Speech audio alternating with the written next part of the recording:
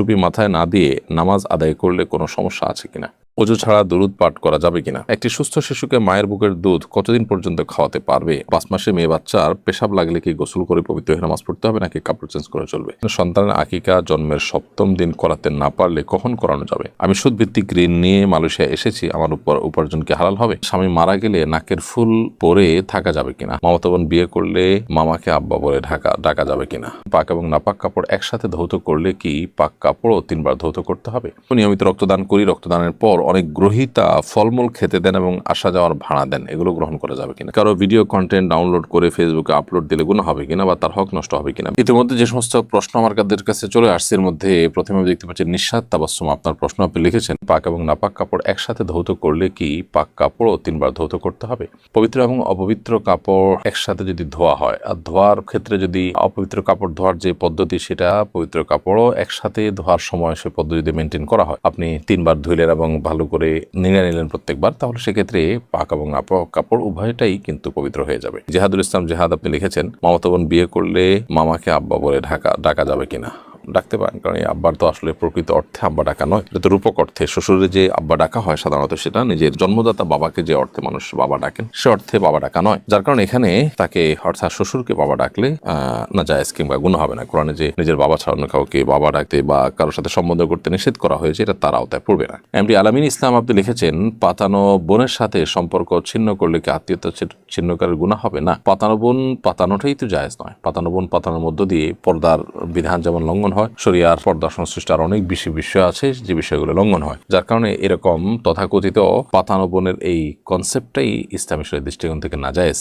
So সে পাতানো বোন থেকে দূরে সরে আসলে সেটা অবশ্যই আত্মীয়তার চিহ্ন বললে গণ্য হবে না। এমনি জুয়েল রাজ আপনি লিখেছেন স্বামী মারা গেলে নাকের ফুল পরে থাকা যাবে কিনা, হ্যাঁ অবশ্যই থাকতে পারবেন। স্বামী মারা গেলে নাকের ফুল থাকাটা সমস্যা নয়, বরং নাকের ফুল খুলে ফেললে নাকের ফুল বা নর্মাল যে কানের দুল আছে এগুলো যদি খালি থাকে তাহলে অনেক সময় সেই ছিদ্র মধ্যে পানি পৌঁছানো কঠিন হয়, সাধারণ অবস্থাতে এগুলো থাকলে একটু নাড়াচাড়া দেওয়া যায়, অর্থাৎ হালকা যেগুলো না হলে ওই ছিদ্রে ফরজ গোসলের পানি ইত্যাদি পৌঁছানো সম্ভব হয় না বা ওযুর পানি পৌঁছানো সম্ভব হয় না, সেটার প্রয়োজনে এগুলো থাকতে পারে। এমনিতে অলংকার পরা নিষেধ, স্বামী মারা গেলে সাজসজ্জা করা, সাজসজ্জার অংশ হিসাবে বাইরে গেলে যে সমস্ত অলংকার পরা হয় এরকম অলংকার পরা বা সাজসজ্জা করা এটা নিষেধ। এমডি আশরাফুল ইসলাম আপনি লিখেছেন আমি সুদভিত্তিক ঋণ নিয়ে মালয়েশিয়া এসেছি, আমার উপার্জন কি হালাল হবে, সুদভিত্তিক ঋণ নিয়ে আসার কারণে আপনার হালাল উপার্জন হারাম হয়ে যাবে না, তবে সুদভিত্তিক যে ঋণ নিয়ে এসেছেন সেটি কারণে আপনি জঘন্য গুনাহ করেছেন, কাবিরা গুনাহ করেছেন, তার জন্য আল্লাহ সুবহানাহু ওয়া তাআলার কাছে আপনি তওবা নাসুহা করবেন, ইস্তেগফার করবেন, ক্ষমা প্রার্থনা করবেন, সেটি আপনার কর্তব্য।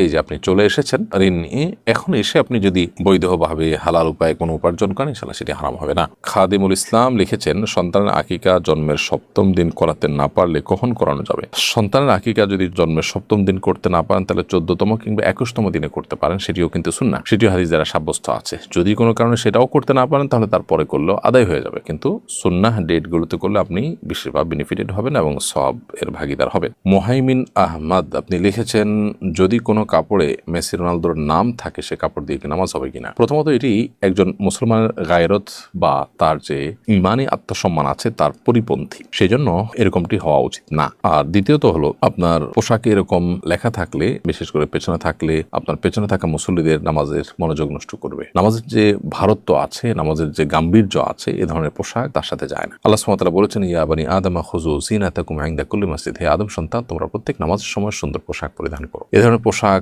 যেটার মধ্যে ছেলেমিয়া আছে, যেটার মধ্যে হেয়ালিপনা আছে, জাস্ট খেলা, নামই খেলা যার, সে জিনিসটা আছে, নামাজের মতো সিরিয়াস ইস্যুতে সেরকমটি থাকা উচিত নয়। তবে নামাজ হয়ে যাবে, ব্যাপারটা এরকম না যে নামাজ হবে না। এইচএম খায়রুল ইসলাম আপনি লিখেছেন টুপি মাথায় না দিয়ে নামাজ আদায় করলে কোনো সমস্যা আছে কিনা। কোনো অসুবিধা নেই, টুপি মাথায় দিয়ে নামাজ পড়া কোনো জরুরি বিষয় নয়। তবে নবী সাল্লাল্লাহু আলাইহি ওয়াসাল্লাম বেশিরভাগ সময়ই তার যে পোশাক ছিল তোমরা থেকে টুপিও ছিল, এটাকে অনেকে সুন্নতে আদাব বা নবী সাল্লাল্লাহু আলাইহি ওয়াসাল্লামের অভ্যাসগত সুন্নাহ বলেন, কালচারাল সুন্নাহ বলেন, এটি শরিয়া নির্দেশিত সুন্নাহ নয় বলেন, সেটাও যদি হয় তারপর নবী সাল্লাল্লাহু আলাইহি ওয়াসাল্লামের অনুসরণে কেউ যদি পড়েন সেটি সওয়াবের ভাগীদার তিনি হবেন ইনশাআল্লাহ তাআলা। এরপরে সাবিদ ইবনে ইসলাম আপনি লিখেছেন কারো ভিডিও কন্টেন্ট ডাউনলোড করে ফেসবুকে আপলোড দিলে গুনাহ হবে কিনা বা তার হক নষ্ট হবে কিনা। বিষয়টা যদি এরকম হয় যে এটা তার কমার্শিয়াল কন্টেন্ট এবং ডিজিটাল অ্যাসেটও কিন্তু অ্যাসেট, সো সেটা যদি আপনি ডাউনলোড করেন, করে যদি পোস্ট করেন, তার যদি ক্ষতি হয় তাতে, তো অবশ্যই তার অনুমতি ছাড়া করা জায়েজ হবে না। আর যদি ব্যাপারটা সেরকম না থাকে, জাস্ট একটা সাধারণ কন্টেন্ট যেটাতে তার কমার্শিয়াল কোনো ইন্টেনশন নাই এবং সাধারণত অন্যদের ডাউনলোড করার পারমিশনও দেওয়া থাকে, তো এগুলো করতে অসুবিধা নেই যদি সেরকম হয়। এরপরে প্রশ্ন হলো, আমি নিয়মিত রক্তদান করি, রক্তদানের পর অনেক গ্রহীতা ফলমূল খেতে দেন এবং আসা যাওয়ার ভাড়া দেন, এগুলো গ্রহণ করা যাবে কিনা? যেগুলো করতে পারেন, কারণ আপনার নিজের টাকায় আসা যাওয়া করতে আপনি বাধ্য নন।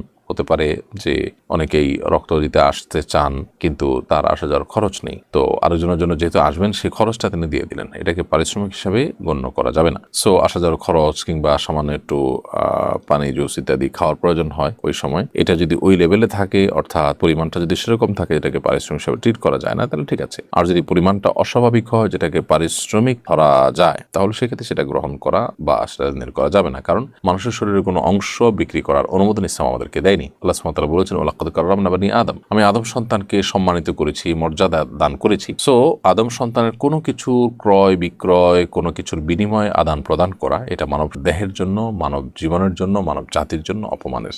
সেজন্য এই জায়গা থেকে একজন মুসলমান সতর্ক থাকবেন। এই সূত্রতে রক্ত দেওয়া নেওয়া জায়েজ আছে, কিন্তু টাকার বিনিময়ে দেওয়া নেওয়া জায়েজ নয়। এমডি মাহবুবুর রহমান আপনি লিখেছেন, 5 মাসে মেয়ে বাচ্চার পেশাব লাগলে কি গোসল করে পবিত্র হয়ে নামাজ পড়তে হবে নাকি কাপড় চেঞ্জ করে চলবে? যেই কাপড়ে লেগেছে, কাপড়ের যে অংশে লেগেছে শুধু ওই অংশ ধুয়ে ফেললে নামাজ পড়া যাবে। শরীরে লেগে থাকলে শরীর সংশ্লিষ্ট অংশ যেখানে লেগেছে সেটুকু ধুয়ে নিলেই আপনি নামাজ পড়তে পারবেন। তানজিম তানহা আপনি লিখেছেন, আমার চোখের উপর ব্রু পাতলা হওয়ায় কাজল দিয়ে ব্রু আর্ট করলে গুনাহ হবে কিনা? আপনার চোখের উপরে ব্রু যদি পাতলা হয়, অতিরিক্ত পাতলা যদি হয়, তাহলে সেক্ষেত্রে কাজল দিয়ে আপনি কাজল ব্যবহার করতে পারেন। কিন্তু ব্রু আর্ট করা বলতে আপনি কি বোঝাতে চান আমি ঠিক পরিষ্কার না। সেখানে যদি আলাদা কোনো আবরণ তৈরি হয় তাহলে তো উজু হওয়ার ব্যাপার, গোসল হওয়ার ব্যাপার থাকবে। আর যদি কোনো আলাদা আবরণ তৈরি না হয় তাহলে তো কোনো অসুবিধা নেই। আয়েশা সিদ্দিকা লিখেছেন, একটি সুস্থ শিশুকে মায়ের বুকের দুধ কতদিন পর্যন্ত খাওয়াতে পারবে? অনেকে 2 বছরের পরেও খাওয়ায়। কোরআন হাদিসের আলোকে বলবেন।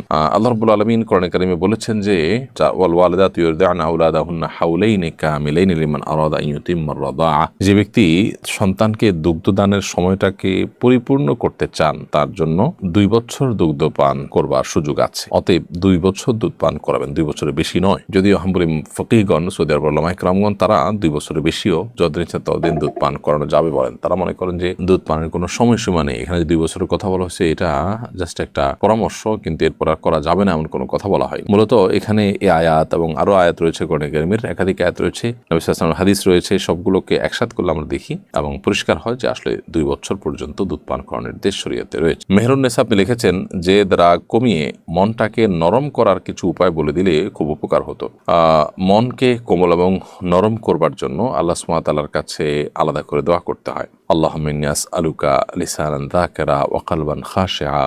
আল্লাহ, আপনার কাছে আমি এমন এক জিহ্বা চাই যে জিহ্বা সবসময় আপনার স্মরণে সতেজ থাকবে, আবার এমন একটি অন্তর চাই যে অন্তর আপনার ভয়ে সবসময় অবনত থাকবে, বিনম্র থাকবে। তো আল্লাহ সুবহানাহু ওয়া তাআলার কাছে দোয়া যেরকম করা যায়, ঠিক একইভাবে যারা খুব নরম দিলে মানুষ আছেন, নেককার মুত্তাকি পরহেজগার মানুষ আছেন, তাদের সোহবত, তাদের সান্নিধ্য, তাদের সাহচর্য আমাদের সময় কাটা